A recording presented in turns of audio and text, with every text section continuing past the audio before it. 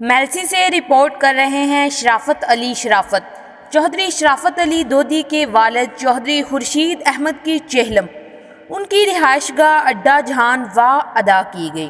اس موقع پر صوفی محمد علی نقشبندی نے کہا، موت ایک اٹل فیصلہ ہے جو ہر جاندار شے نے چکھنا ہے۔